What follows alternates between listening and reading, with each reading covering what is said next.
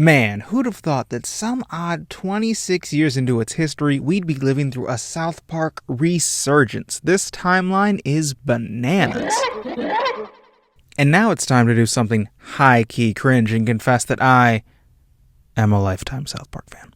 However, my relationship to the show has naturally changed over the course of its 26 years. South Park's tendency to treat irreverence as enlightenment does not mean to me, an adult, what it meant to me, a shitty high schooler. I could go on, but to be uncharacteristically brief, what I've discovered as I've gotten older is that I care less about Trey and Matt's takes on society, man. And I just care more about these kids. These two kids in particular. Tweak and Craig Tucker, definitively the healthiest relationship in all of South Park canon. Fight me. Hey, just like Tweak and Craig did in their first episode together. But we are not here for a brief overview of their entire history, because I would rather explore the dynamic of their relationship through, for what is my money, peak South Park, Season 21, Episode 2, Put It Down. Now, before we dive straight into the aforementioned episode, I would like to talk a little broader and define my terms. What do I mean by healthy couple and peak South Park? Who cares what you are listening to? It's who you're listening with. Being in a healthy relationship does not mean being in a relationship that is devoid of conflict. It means being able to navigate those fights in a constructive and respectful way. Tweak and Craig are not #goals because they never get into fights. In fact, the opposite is true. And moreover, Tweak and Craig are an immensely engaging couple to watch, both as a lifetime South Park fan and as someone who simply enjoys relationship drama. Because part of what makes Creek such a satisfying dynamic, especially in terms of LGBT rap,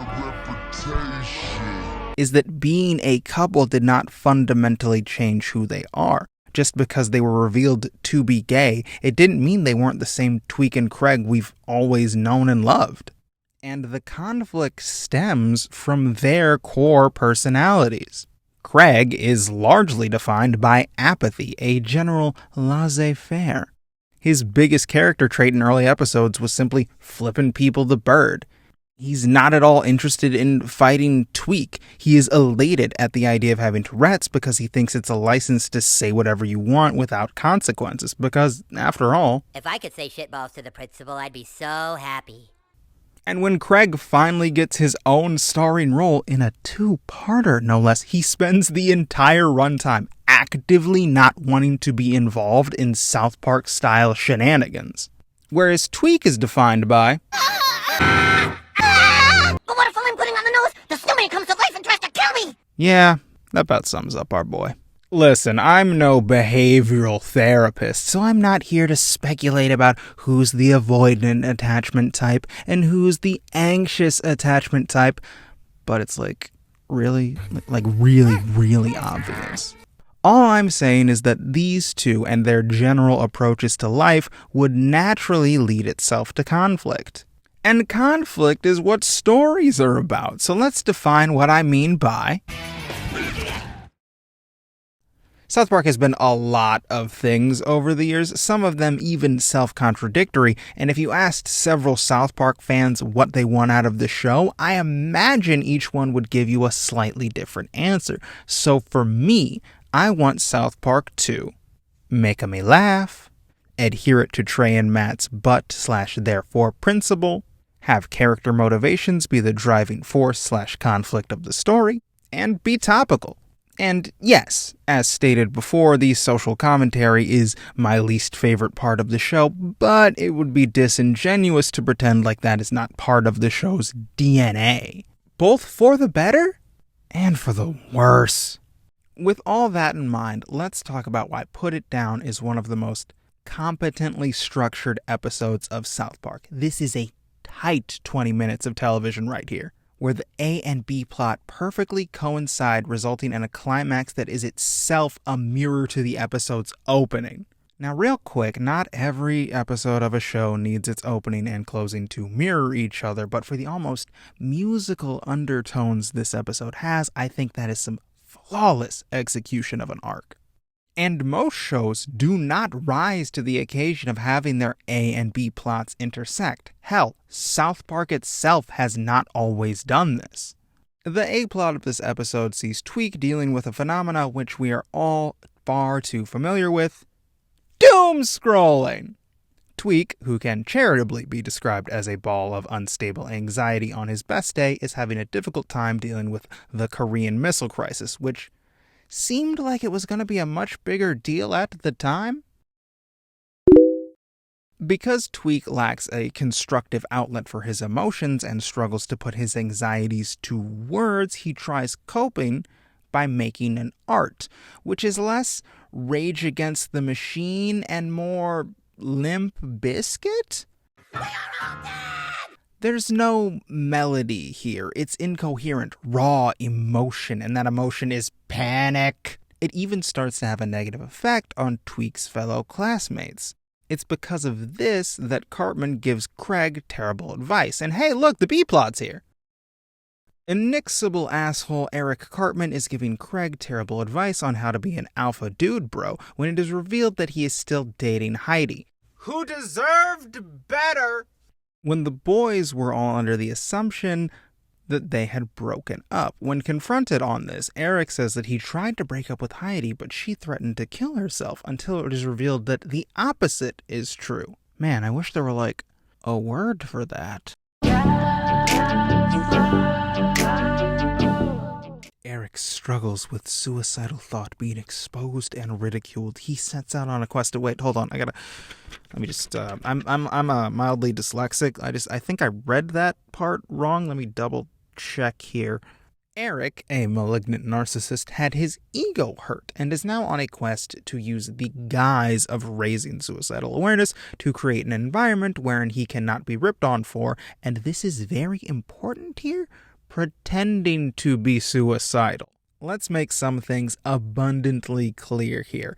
Cartman does not struggle with suicidal ideation, and what he did to Heidi is emotional abuse. He is weaponizing Heidi's genuine care for him and threatening suicide as a means to keep Heidi trapped in the relationship. Cartman is the dirt worst. It's the function he serves in the show, and the rest of the boys know what he's about. They are not laughing because they think Cartman said, "You'll miss me" in earnest. They're laughing at Cartman for sounding pathetic and being what he's always been. A giant piece of shit. So now we've got both an A and a B plot. Craig is trying to help his boyfriend, and Heidi is trying to help her boyfriend, juxtaposing South Park's healthiest relationship with its most toxic. Craig immediately goes into problem-solving mode, trying to rationalize the situation and provide short-term goals with quick fixes. He talks Tweek into making cupcakes as a peace offering to Kim Jong-un, which actually works. But now I'd actually like to pause again for a second here and talk about escalation and heightened absurdity for the sake of comedy. Because back in 2017, when this episode was released, Trump's tweets were something we all had to deal with. News cycles couldn't get enough of it, and for half of the country, this was stressful. So to heighten the general unease of having the leader of the free world nebulously be a dipshit online by having Garrison directly tweet about Tweek is funny. What? When those plans go up in flames, Craig tries to get Tweek's mind off things by having a date at an amusement park. Craig continues to try to facts and logic Tweek out of his panic, which, shocker of all shocks, continues to not work, until things finally come to a head and we have our big end of Act 2 blow-up, the low point of their relationship and episode. That actually doesn't make any sense. Why do you have to be so logical? I don't need you to problem solve all the time. I need you to... I don't know! Now I want to talk about layered character motivation and dimension, because when Tweek says, "You haven't been dealing with it. You've been trying to make it go away because my emotions are freaking you out." He's not entirely wrong, because although Craig's heart is in the right place, he is in fact in earnest trying to help his boyfriend, none of the solutions he's brought forth are what Tweek needs. And when Craig says, It's probably nothing. Everything's fine. he is emphatically wrong. Literally, a child gets murdered in the frame right behind them. That is some good visual storytelling right there. But moreover than that, to say everything is okay is to fundamentally miss the point that the problem here is that your boyfriend is having a bad time. Craig. Now, not to come off as entirely Team Tweek here, because when Craig says, Honey, all week you've been freaking out, and I've been the one forced to deal with it. he's not entirely wrong either. Tweek's unfocused panic has had a negative effect on those around him, and in particular, Tweek has made this Craig's problem. This is actually one of my favorite gags in the whole episode. Tweek calmly turns the light on, walks over to Craig, and then proceeds to have the freak out. Is funny. No, seriously, what? Several things can be true at once. Craig can be trying his best to help Tweek, but going about it in the wrong way, which inadvertently makes things worse. And Tweek can have legitimate reasons for freaking out, but putting an undue amount of strain onto Craig. Neither party is entirely at fault, and their reactions to this problem both stem from the fundamentals of who they are. That's nuance, baby! And because they're both like 9 or whatever, and Tweek's entire deal this episode is not knowing how to verbalize his problem, neither of them have the tools or vocabulary to navigate this fight. And when things come to a boiling point at what is again the low point of their relationship, Craig emulates Cartman. Well, I'm sorry that I'm actually in control of my goddamn emotions, you baby! Oh, see, now you made me lose control of my emotions. God damn it. Not taking responsibility for your own actions and shifting the blame on others, that is peak Cartman core right there. And since we're talking about Eric, let's catch up on what's been going on with that B-plot. Well, remember how I said this episode had slight musical undertones? Eric, give life a try, Eric. We don't want you to die, Eric. Oh God, no, Eric. Here's a fun fact for you. This song is here because when Trey and Matt first heard Hotline by Logic, they were under the assumption that it was a parody by The Lonely Island. It's what we parodied. I can't remember the guy's name. Is it Logic or something like that? Yeah. Logic. And he did kind of a anti-suicide song, but I didn't really know any of that. And I just turned it on, or somebody sent me a clip, and my first thought for quite a while watching it was like, oh man, the Lonely Island guys really fucking knocked it out of the park with this. This is hilarious. Like this guy, I figured it was a joke, you know? Yeah. And then when it wasn't a joke, I brought it in the writer's room, and it was like, once we saw that, I was like, oh, Cartman doing that. Cartman should do that. Yeah, for the wrong reason, of course. And let me tell you, as someone who hates both Hotline and Logic, this pastiche parody is surprisingly gratifying. But more than adhering to the time-honored tradition of South Park taking potshots at celebrities, there is an important bit of storytelling hidden within this song. When Eric encourages the rest of the school to sing along, literally no one does. There is no one joining in the chorus to show solidarity. The only person standing in support is Heidi. She's literally holding up the boombox which provides the beat for Cartman's impromptu rap. And even then, Cartman can't help but throw her under the bus. You don't understand. With my girlfriend, it's like I'm living in quicksand. Conflicting thoughts. I need a battered wife shelter. My girlfriend is messed up, but all I want to do is help her. What a giant piece of shit. The key difference between Eric and Heidi versus Tweek and Craig is that both Tweek and Craig are operating in good faith, whereas Eric is not. Heidi's actually doing all the things necessary to help someone who is struggling with the things Eric proclaims to be dealing with, which itself highlights the biggest difference between Heidi and Craig. As I said before, Craig is defined by apathy, whereas Heidi is deeply in tune with her emotions. Outside of being smart and funny, Heidi is empathetic. The reason the boys find out Eric faked a suicide voicemail is because Heidi was concerned her partner was going through something and wanted to reach out to his friends for help. When she thinks Eric has turned his struggles into something positive by raising suicide awareness, Heidi does the actual work of setting up an outreach system, taking the time to talk to people actually struggling with suicidal ideation. To which Cartman reacts like this. They're full of shit, Heidi. They're just trying to get attention. Now, we in the cognitive behavioral therapist circles like to call this projection.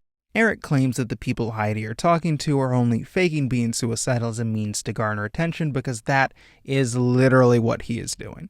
Heidi goes above and beyond to help Eric, but it's ultimately futile. She can't actually help Eric with his problems because help is not what he wants.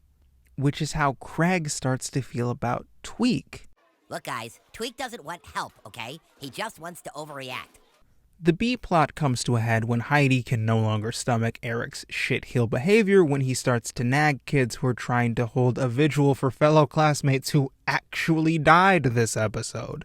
As our A and B plots converge, Heidi inadvertently gives Craig the exact advice he needed.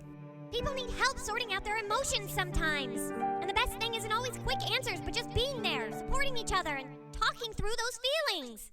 And hey, sorry about this, pausing for a third time, but I would just like to say real quick that this scene is surprisingly emotionally effective to me because this, exact thing is something I've struggled with throughout all of my relationships. I get it, man. And because Craig has been operating in good faith the entire time, once he's given the tools he needs, he immediately goes out to help Tweek. Because what Craig wanted the entire episode is to help his boyfriend feel better. And now he understands that in order to do that, he doesn't need to treat Tweek's emotions like a puzzle to be solved. Tweek simply needs the space and patience to work out his feelings, to filter them into a constructive outlet. And oh man, look at the way they just smile at each other. There's no big narrative thing to talk about here. It's just real cute, and I'm a sucker for cute things. Speaking of cute things, let's talk about that ending. A little known fact about Trey and Matt is that they are musical nerds, which is evident by the fact that they've written 2 of them. And it is under the auspices of musical law that I would like to analyze this ending scene. A tried and true technique of musical theater is to have 2 characters, typically of romantic persuasion, have a number together where they start opposed to one another. They're singing in different melodies, the lyrics are overlapping, but come the 3rd chorus, they've reached an understanding and they are now harmonizing because they are on the same page. This episode opens with Tweek alone making a song that has no melody. But now, at the end, having worked through his emotions with the help of his boyfriend, they are able to craft a piece of coherent music together. Look, they're harmonizing. It's so cute. They've come to a newfound understanding of each other and their relationship. They're able to support each other and make a catchy little tune with a clear call to action that is more than simply panic.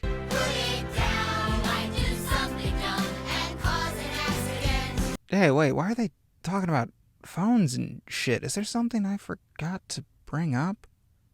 Oh, chocolate salty balls. That's right, the distracted driving thing. Okay, since I'm covering South Park, I get to write the sentence, trust me, by the end of it, the sheer absurdity of the vehicular child murder is hilarious. The first time it happens, it's gruesome and shocking. Honestly, one of the most haunting images South Park has ever produced. My brain did not register it as a joke, and the second time it comes at you so fast, it garnered a little nervous chuckle out of me, a chortle, if you will. And the third time is just so goddamn absurd.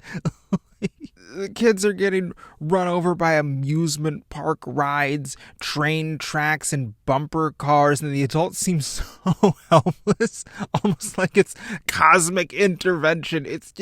It's really funny. Because comedy, after all, comes in 3s. What the fuck?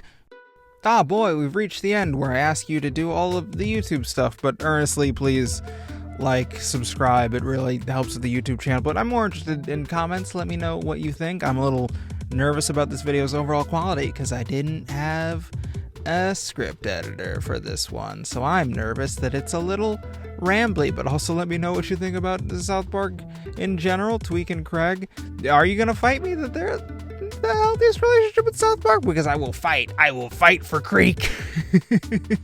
But also let me know if South Park is something you'd like me to cover more. I've unfortunately fallen back down that rabbit hole, but I got a few other videos already written that are probably going to be produced next because that's the easiest. Man, I sure have missed making videos. I should do it more, but real life has been coming at me fast.